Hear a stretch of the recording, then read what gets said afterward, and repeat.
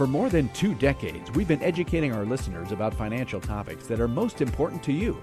Do you have enough money to retire? How will you keep from running out of money? What's your plan for managing market risk? What about taxes, inflation, and healthcare? Each week, we talk with an advisor at Lucia Capital Group about these issues and more. This is Managing Your Financial Future. Thank you, me. That was me again. I love to say that. I love to say thank you, me. I love it when I introduce myself. Have you ever introduced yourself anywhere, Professor Plum? No, I have not. No, I had to do it one time when I was speaking in front of a group, and I had to. The announcer was somewhere, I don't know, and I had to introduce myself like off stage. It was very weird. That's interesting. It was. Yeah. Anyway, that was a long time ago. We've got a lot of stuff to talk about in this particular episode. Now, for those folks who are listening months afterwards, this is still fine, but we're going to give you some updates on IRA limits and Social Security updates if you haven't seen those, and bonds and all that stuff. Our topic that we're going to cover here today is really one that is linked in many ways to the topics we've talked about the last couple of episodes. And this one is going to be about how to retire in any market conditions. And this is good strategy stuff. Now, before we get to that, though, just very quickly, Professor Plum, we need to do this. We do this every year. You got the new rates in, or the new limits. Right. The IRS, we'll start with that. Towards the end of each year, the IRS looks at and determines whether or not the inflation was enough to increase the contribution limits to salary deferral plans, 401ks, 403bs, 457s, and IRAs. And they figured, okay, with the calculation that they do, inflation was running about 3.2%, depending upon which index we're looking at. And, oh, by the way, 3.2% is the Social Security cost of living index for 2024. So anybody on Social Security is going to get a 3.2% bump. But the 401k has a new, starting January 1, 2024, has a new limit. It's going to go from $22,500 to $23,000, so it goes up by $500. So the maximum you can contribute if you are under age 50 is going to be $23,000. And the catch-up did not change. So for those 50 and over, you're still at the $7,500. So you're going to go from $30,000 maximum this year for age 50 and older to $30,500. The reason we're bringing it up now is because it's before the end of the year, and the time to make the change for next year is now, so that you have it take effect on your first paycheck. I mean, you can obviously change it during the year, but to get the full amount in, a lot of people like to do it kind of pro rata across the whole year rather than defer their entire check for the last 4 or 5 months of the year. So they go for the whole year. And in many cases, you have to have the election to increase in before the end of the year that starts it so that we can start the big January. It depends on your plan, how depends on the flexible company. it is. Yeah. But the IRA limits are going up $500 as well. Wow. So what's our under 50 limit? 7,000. 7,000 this year if you're under 50. No, and if, well, 6,500 now. No, I know. So it's going up to 7,000 starting January. And the catch-up 1st. did not change. So no extra catch-up for anyone. No, it takes a lot more. For a long time, up until last year, the catch-up was not indexed for inflation. So it basically took an act of Congress to increase that. Last year, the act of Congress didn't increase it, but they did set a COLA on it. So as the COLA goes, now it can only increase in $500 increments. So they keep track of it every year. Yeah. How much did it raise? Okay, it went from 1,000 to 1,100, or 1,000 to 1,037. Okay, that's not enough. So they'll have to, and then the next year it might get it up far enough to change. They do the same thing with the IRA and the 401k. So from here forward, you'll probably see the 401k change pretty much annually in $500 increments, because it doesn't take a huge inflation to move $500 when you're already at 23,000. Yeah. It's a bigger, $500 on 6,000 is a bigger increase. So we may only see that increase every couple of years. Well, okay, so you've got more, potentially more you can save in an IRA. Right, and the idea of saving is, assuming that you can afford to do it. The only thing, it's better to save than to not save, because it gives yourself flexibility in the future. The issue is, can I afford to save it without completely destroying my current lifestyle? And so there's that fine line between I got to have a life today and saving for my life in the future. But the more you can save, you have tremendous amount of options as you get out into your older ages. I mean, you may be able to retire early. Maybe you have to retire early. And if you've saved enough, well, you can do it. Yeah. I mean, if you don't want to retire, you can always keep working. I mean, well, I shouldn't say you always can keep working, but you have that You may choice. have that choice. Well, But if you have if you don't have enough money saved up, you don't have a choice. If your job goes away, you got to find another one. absolutely, in many cases. So, okay, well, that's good. Money push doesn't, the savings. Money doesn't buy. It's been said, money doesn't buy happiness, but it does buy options. And I mean, like not stock options. Flexibility. I talk flexibility. It gives you flexibility, and that's in just about every case. Yeah, I've heard money doesn't buy happiness, but it can buy a lot of distractions from being bored and other things. That's true. That's true. Now, to a degree, it can buy happiness. All right. So, last thing is the I-bond. Oh, yeah. November came around, and every November and May, they issue new I-bond rates. And in the last couple of semi-annual periods, they've started increasing that core fixed rate. The rate you get for the life of the bond. With an I-bond, there's a two-part earnings rate. There is a core fixed rate that is set when you buy the bond and stays that same rate for the entire up to 30 years that you have that bond if you want to keep it that long. And then there's a cost of living or a CPI factor. Yeah. And the rate that you earn each year is a combination of those two. There's a magical formula they put in place. So the core rate is really pretty much the most important rate going because everybody's going to get the CPI factor. But the core rate is specific to your bond, and the better the core rate, the better your long-term rate of return is. So what is it now? They're moving it to 1.3%. 1.3% is the fixed the cost rate. of living adjustment. And the cost of living adjustment, I was told, is now 3.94, giving you a combined rate, annualized rate, for the next 6 months of 5.27%. Right. So you'll earn half of that for the next 6 months. Then you'll get a new CPI factor, but your core rate will stay the same. The reason we bring this up is this rate, 5.97%, is not as 5.27. Okay, 5.27 is not as much as it was paying a year and a half ago, which was close to 9% or something of that nature. It was, and everybody was excited about that 9%, 8 point whatever it was, rate of return on an I bond that they only got for 6 months. Yeah, they regretted. But they didn't regret it, but everybody was excited about it because it was so high. And the reality is, you should be more excited about the bonds today than the ones a year ago, because the ones a year ago had a 0 core rate, and the ones today have a 1.3 core rate. So if you were going to hold it for any length of time, you're going to get 1.3% more on these than that one you got before. All right, but before anybody gets too excited about these I-bonds, do Professor I really Plum, want to stick something away for 1.3% plus inflation for 30 years? I don't like that idea. Plus, it's not the best emergency fund because you can't touch it for a year. It's impossible to cash it in within a year. And then after a year, between 1 and 5 years, you pay a 3-month interest penalty to get to it. Yeah. So it's not the greatest emergency fund, but, it is safe. I think there are probably better places you could go, maybe I think so. High yield savings or, something where the money Treasuries and other things. Treasuries is another. Now, the other thing is you're not locking it in for 30 years. You're not locking in 5.27 for 30 years either. No. But all right. Who knows? But so they're out there. People like to hear these numbers at the end of the year.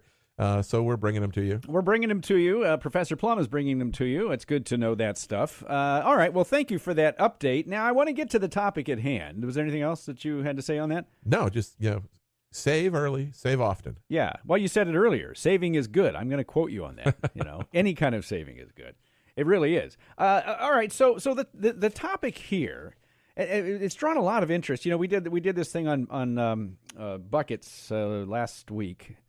And it's generated interest because what we were saying last time was that, we've seen bucket strategies. Your withdrawal strategy has to be correct. I mean, this is it. You have a saving strategy, and then there's a withdrawal strategy. Those two are two totally separate skill sets. Yeah, what works while you're accumulating wealth can really hurt you when you've turned around and started distributing your wealth to yourself for retirement. Correct. Yes. I mean, a pilot uses different skills to take off as opposed to land.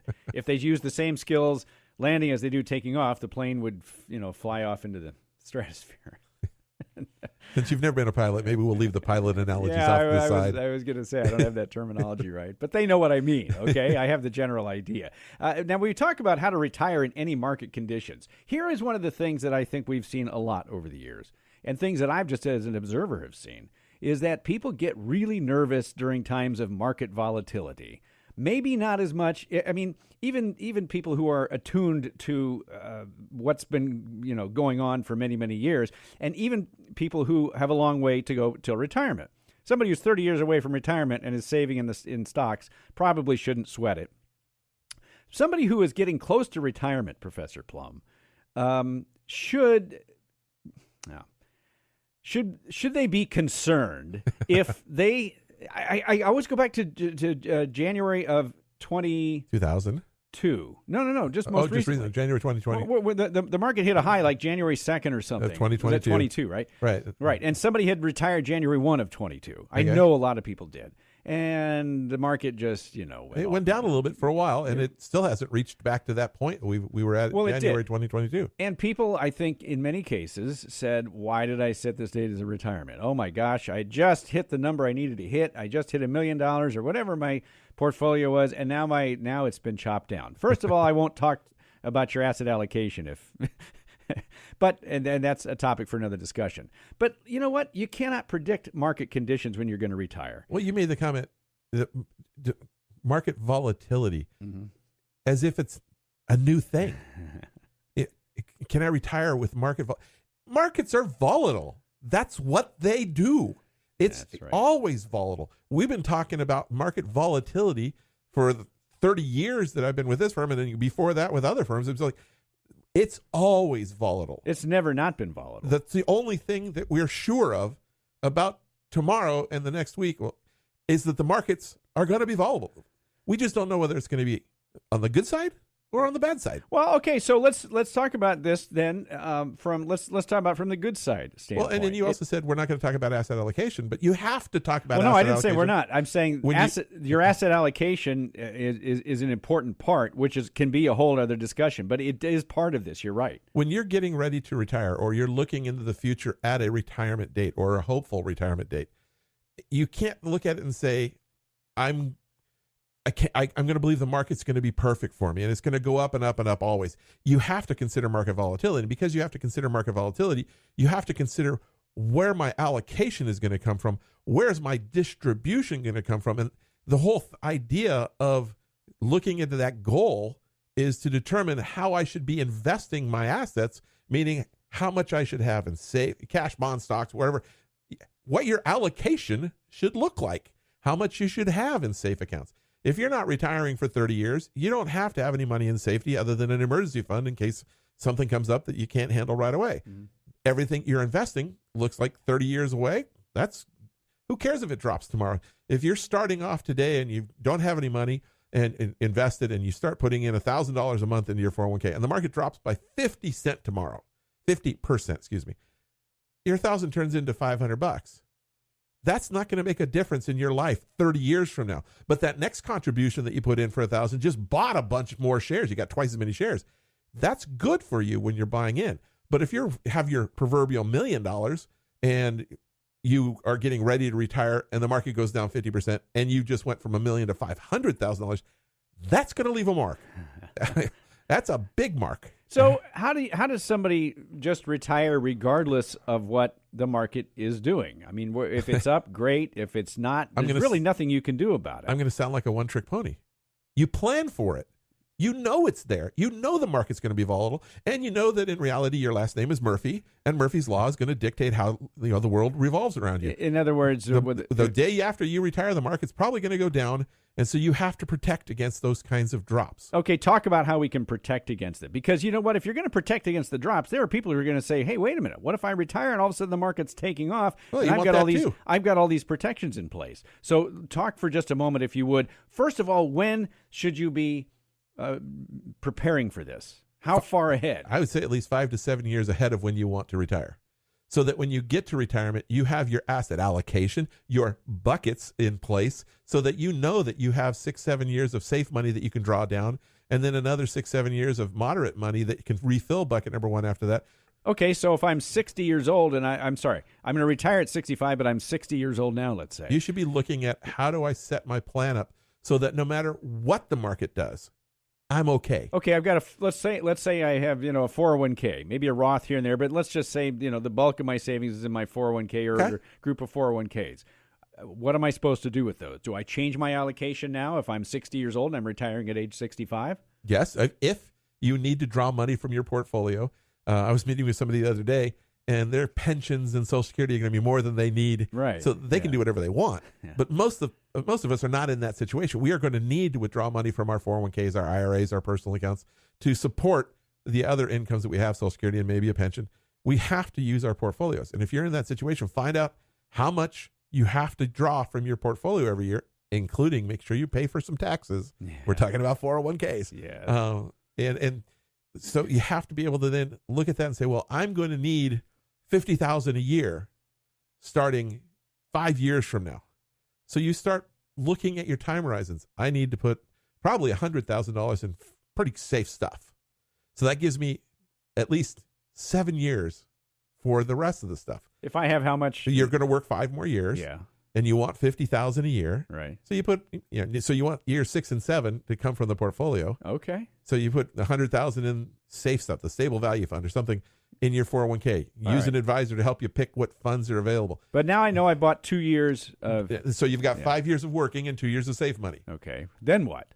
Then you take another block of money, and just from easy math, if I really do need that $50,000, I'm going to take another $350,000 or so. Whoa. And put it into a balanced portfolio or something in the middle. This is where you could potentially use the target date, but talk with an advisor about making sure you understand what that target date is doing for you. And you're talking about doing this at age 60, looking ahead. I'm talking about doing this at age 60. So I'm 60 now. I'm going to work for the next 5 years. Got that covered. Hopefully I'll be able to work that long. Next 2 years I've covered with some, safe stuff. So the years 66 and 67. You've got that distribution available. Okay, now you say take another, let's call it 350,000 because I need 50 grand a year. Right. And then this is very easy math. I'm not accounting for inflation, although the earnings on that 350 over the next 7 years should give us some inflation factor. All right, as but well. let's leave that out for a second. And then the rest of the money. Now I know that 350, if it will refill the cash, the bucket number 1, 7 years from now, or as we go along, we can make some value averaging adjustments as we go. But that tells me that the rest of the portfolio can be invested for growth because I know I've got the next 5 years covered working, 2 years covered in cash, the next 7 years covered in bucket number 2. So I got 14 years. I can put the rest of the money in stocks.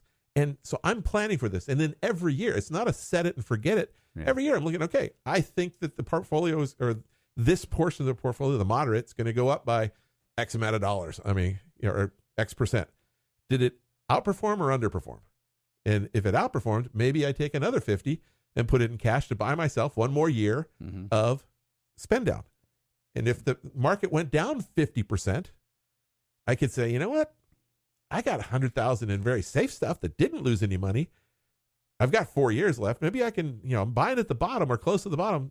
Maybe I could take some of that and buy in and get a little boost on my portfolio. So you're going to take some of that year 6 and 7. I'm not saying you are. I'm just saying maybe. This is a discussion you have with your advisor being a sounding board.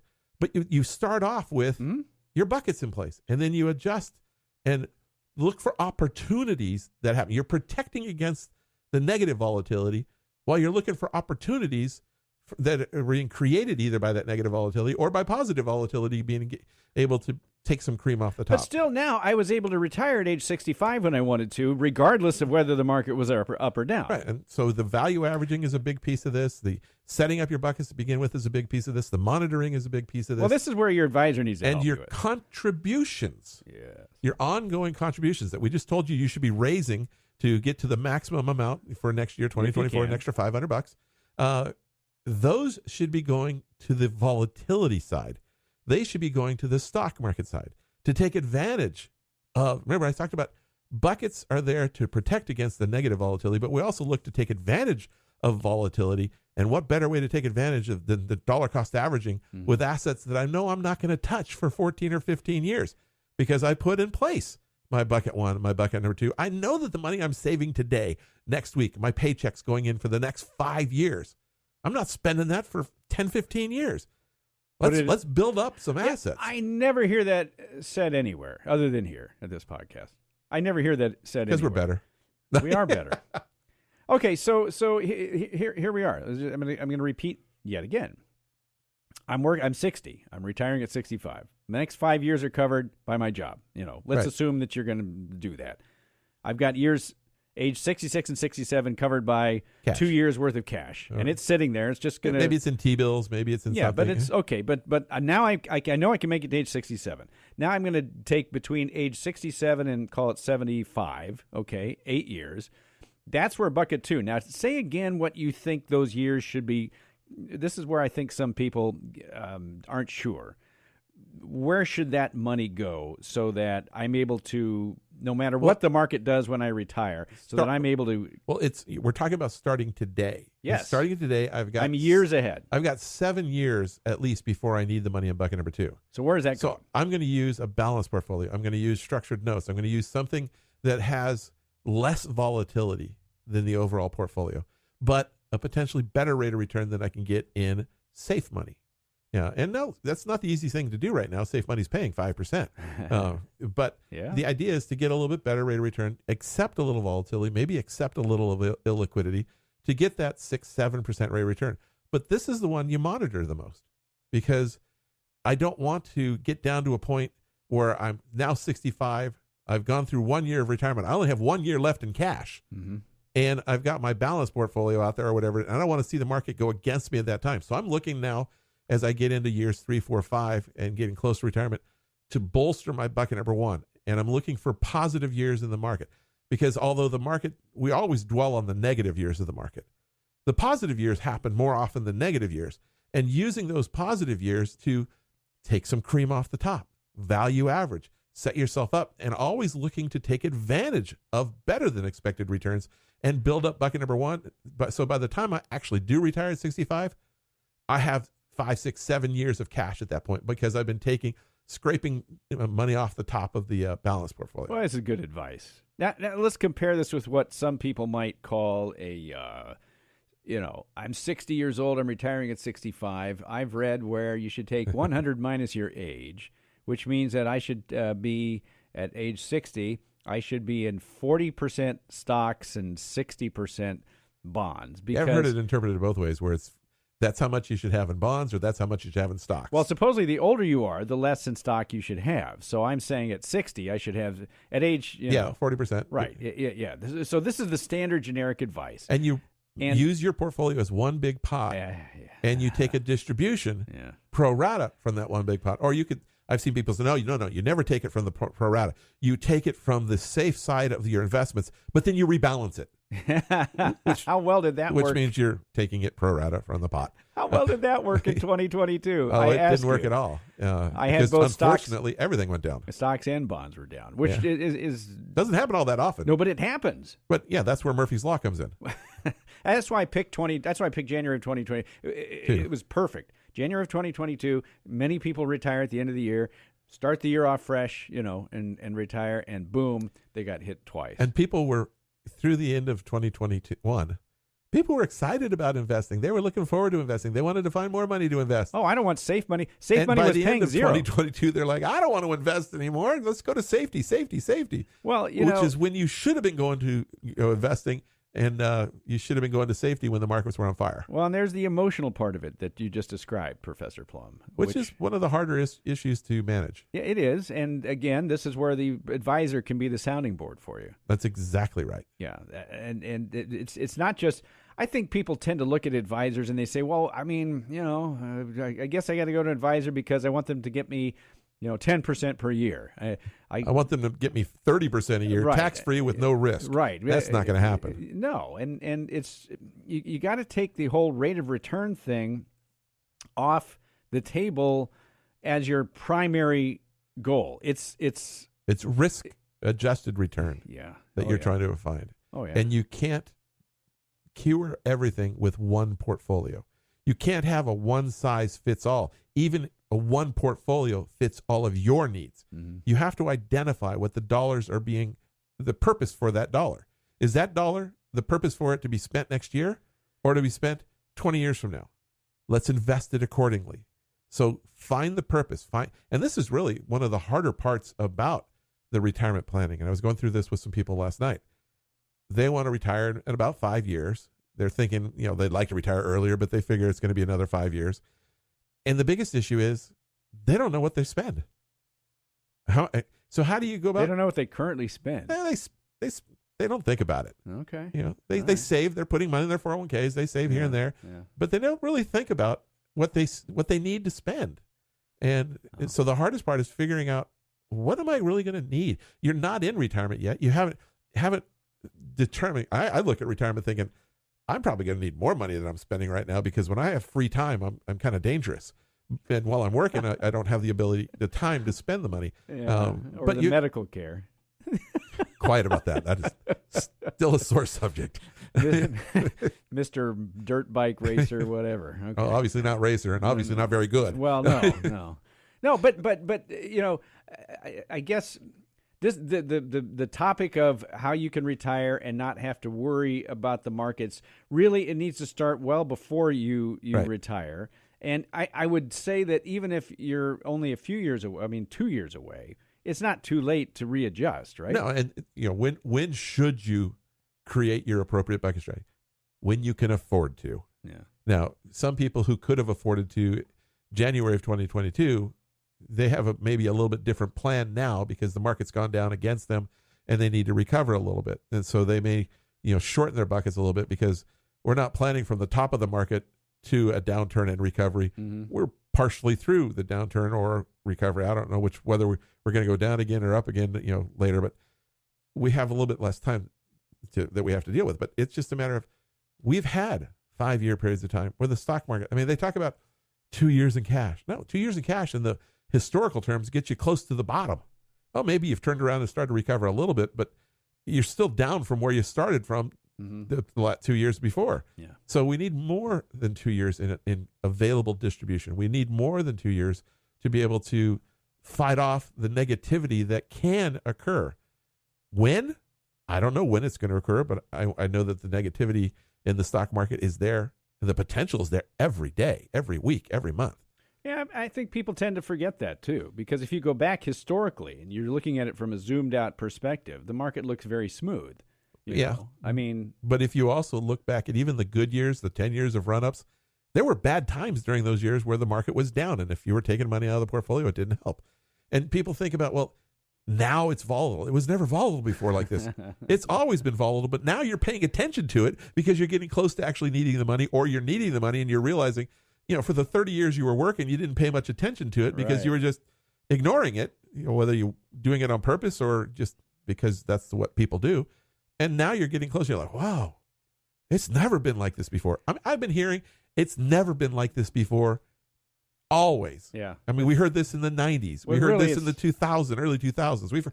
We've heard this all along the way. It's always been like this. This is new. Nah, it's not new. It's a new reason, but it's not a new impact on the market. I very quickly before we run out of time, do you see people who say, okay, I'm going to work for 5 more years. I'll put 2 years in cash, to cover age 66 and 67, but I'm just going to leave it in the stock market after that. I've got 2 years. I can make it to 67.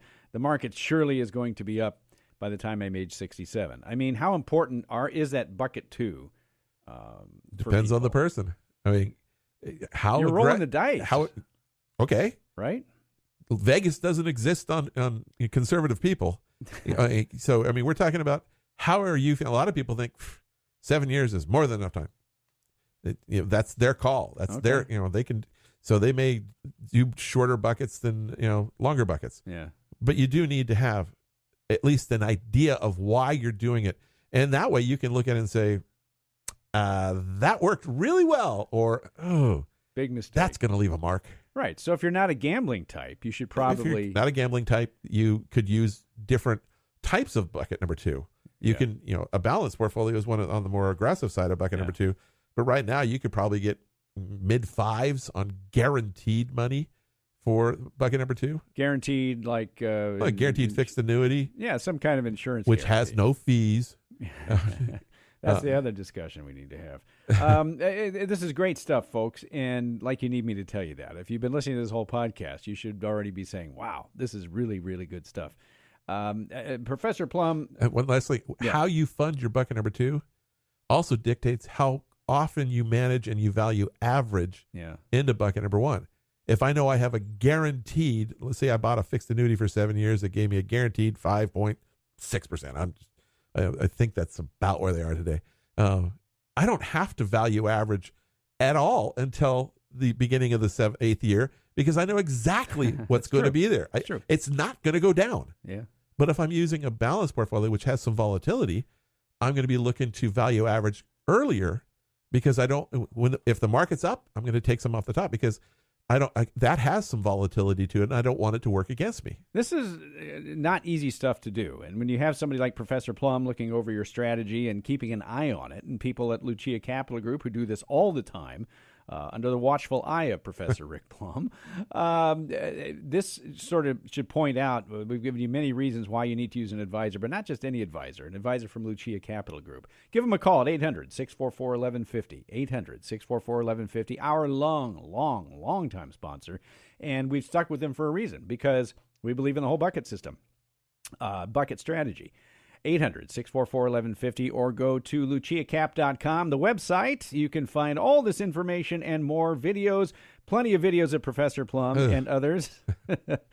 You can listen to it. Turn off the camera. No. But if you go back like 5 or 6 years, you had a beard for like 6 months. I had a beard for about 3 months. Is that what it was? Well, it seemed like 6 months. But you can find those, too, just to see what he looked like. The only time in my life that I've had a beard. Yeah, thank you for that, too, by the way. We appreciate that. LuciaCap.com. Find all this information there in video form. We got blog posts. We got articles you can read. We got things you can download. We have an estate planning kit. You know, one of the most important financial topics, by the way, that we cover on this podcast is, in fact, estate planning. And the family dynamics that always seem to play a role. Knowing your options and what steps to take, just briefly, can save you and your family from losing just a big chunk of your life savings to taxes and unwanted beneficiaries. So that's why we put together this estate planning kit. It covers most everything you need to know, and it does so in plain English without a lot of jargon. For the next few weeks only, you can download your free copy of our estate planning kit at luciacap.com. luciacap.com. Just go to the search bar up in the top, type in estate planning kit, because estate planning is part of your overall strategy. Part of your overall plan. Sure, it should be. Type in estate planning kit in the search bar, and you will be directed right to that page where you can download it for free, an entire kit that talks about estate planning and great stuff. Professor Plum, thank you so much. I know you got to get on your way. I have a little meeting to get to. Thank you. That's right. You got 6 minutes to prepare for this meeting. We'll see. No problem. All right. Professor Rick Plum, a certified financial planner, CFP professional. I thank you so much for Professor Plum and the rest of the folks at Lucia Capital Group. I'm your podcast host, Johnny Dean. Thanks for listening. Talk to you again next week. You should always seek counsel of the appropriate advisor prior to making any investment decision. All investments are subject to risk, including the loss of principal. This material is gathered from sources believed to be reliable. However, its accuracy cannot be guaranteed. Different types of investments and/or investment strategies involve varying levels of risk, and there could be no assurance that any specific investment or investment strategy will be profitable for a client's or prospective client's portfolio. Thus, investments may result in a loss of principal. This material should not be considered a solicitation of an offer to sell or buy any specific security or offering. Investors should consult a financial professional to determine whether risks associated with an investment in the shares are compatible with their investment objectives. IRA withdrawals will be taxed at ordinary income rates. Withdrawals prior to age 59.5 may also be subject to a 10% penalty tax. Roth IRA distributions of principal from a Roth IRA are tax-free. However, any earnings will be taxed at ordinary income rates, and a 10% penalty tax will apply if withdrawn prior to age 59.5 or within 5 years of the date the Roth IRA was established, whichever is longer. Examples cited are hypothetical, are for illustrative purposes only, are not guaranteed, and subject to potential federal and state law amendments. There's no guarantee that you will achieve the results discussed or illustrated. A value averaging strategy does not guarantee a profit or protection from loss. A dollar cost averaging strategy does not guarantee a profit or protection from loss. Before investing, carefully consider a target date or stable value fund's investment objectives, risks, charges, and expenses. To obtain a prospectus or summary prospectus which contains this and other information, call your financial advisor. Read the prospectus carefully before investing. It is important to keep in mind that investments in fixed income products are subject to liquidity risk, interest rate risk, financial risk, inflation risk, and special tax liabilities. Interest may be subject to the alternative minimum tax. Treasury securities are backed by the full faith and credit of the U.S. government but are subject to inflation risk. A Series I bond is a non-marketable, interest-bearing U.S. government savings bond. Annuities are long-term investment products designed for retirement purposes. Guarantees are based on the claims-paying ability of the issuer, subject to their terms and conditions. Early withdrawals may be subject to surrender penalties, and if taken prior to age 59.5, may be subject to an additional 10% federal tax. Annuities are not FDIC insured. Certain terms and conditions apply, so please read insurance company materials carefully. The information provided is based on current laws, which are subject to change at any time. Lucia Capital Group is not affiliated with or endorsed by the Social Security Administration or any government agency. Social Security rules can be complex. For more information about Social Security benefits, visit the SSA website at www.ssa.gov or call 800-772-1213 to speak with an SSA representative. LPL Financial Insurance License Number 0518721, LPL-IA Insurance License Number 0B91442. Rick Plum is a registered representative with and securities and advisory services offered through LPL Financial, a registered investment advisor and member FINRA SIPC. The investment professionals are affiliated with LPL Financial and are conducting business using the name Lucia Capital Group, a separate entity from LPL Financial.